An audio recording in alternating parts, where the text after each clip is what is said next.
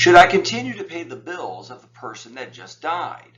Hi, I'm Darren Findling of the Probate Pro.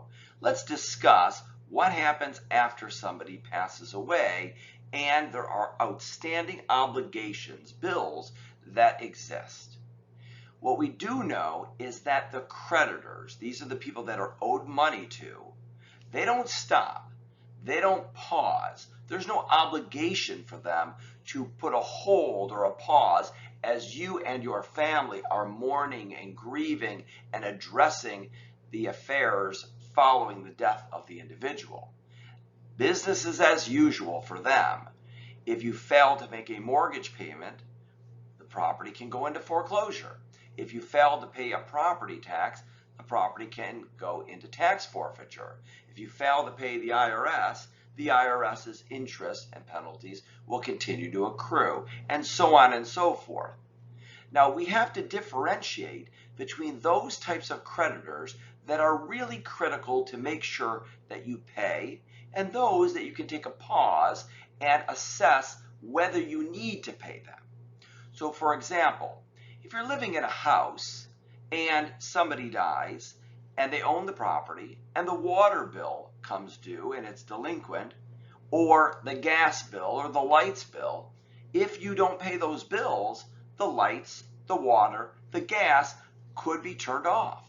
So yes, we want you to maintain the property in a condition so that there's no waste. We call that a reduction in the asset itself, or a risk to your own enjoyment of the property. We don't want you to have a house in which there are no lights, so pay those bills. Same thing with a mortgage and property taxes. But there are many bills that you can simply just wait for a moment, take a deep breath, and address through the probate administration. Those bills include unsecured creditors, or creditors that have no impact on the general enjoyment or the use of the properties that you're concerned about.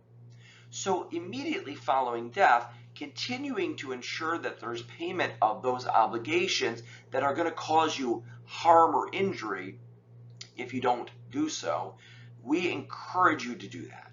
For other creditors like medical bills, general unsecured creditors, or credit card bills, those you can take a breath, pause for a moment, and then assess whether you need to pay those through the probate estate administration. In probate, you address both the assets, these are things that people own, as well as the debts. And there are times that if there's no need for probate, or if the assets are not significant enough because there are exemptions and allowances, there may not be a need to pay those unsecured creditors. It is in these circumstances that following the death of an individual, we strongly urge you to consult with a skilled, competent probate practitioner to guide you through these very time-sensitive issues. Of course, we're here to help at the Probate Pro. You can call us at 1-833-PROBATE or visit us at theprobatepro.com.